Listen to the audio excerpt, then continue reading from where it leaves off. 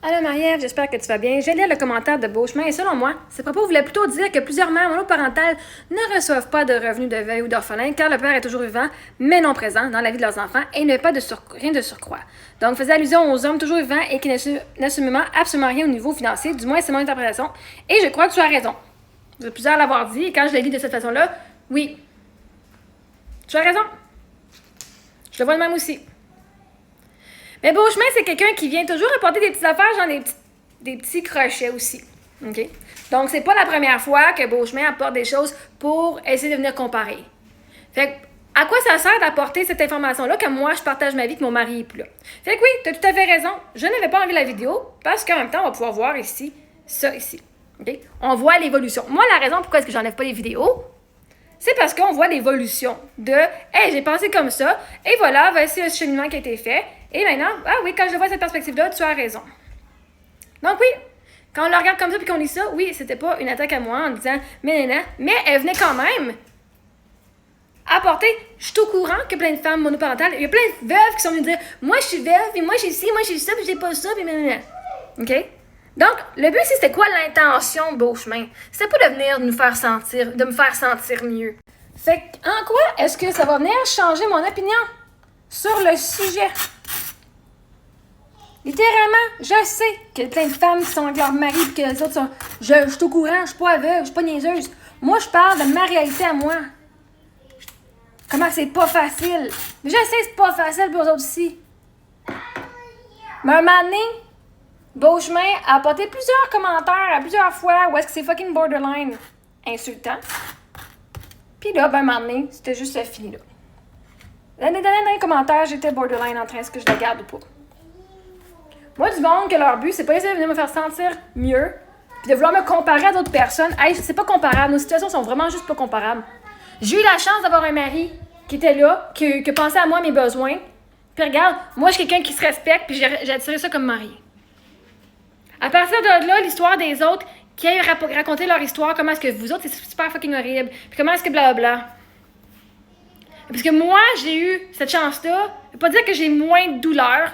J'ai des douleurs différentes, j'ai un deuil différent, j'ai eu de l'aide différente. So what? Je mérite pas que mon histoire soit effacée parce que d'autres personnes qui l'ont pire que moi. Ces personnes-là ont juste à aller écrire.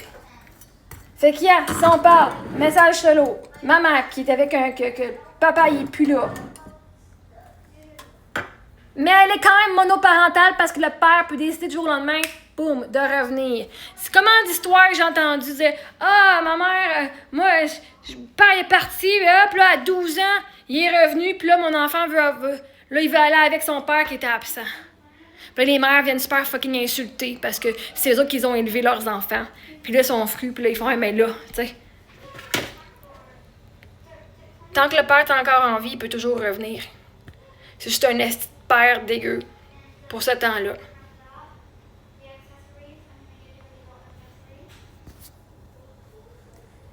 C'est comme...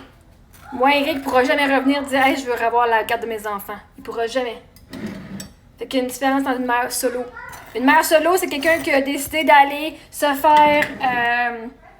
de tomber enceinte in vitro avec un don dans une banque de sperme. Que même le père sait pas qu'il l'est. Maintenant, à partir de là, si la mère elle décide de pas dire au père, au géniteur, qui est père, ça la regarde, là, elle va être. Si le père n'est pas au courant, oui, c'est une mère solo. Et si le père existe, est encore en vie, et il fait juste faire un rôle de merde, je veux dire, il y a bien des pères qui sont avec la mère puis qui font pas rien.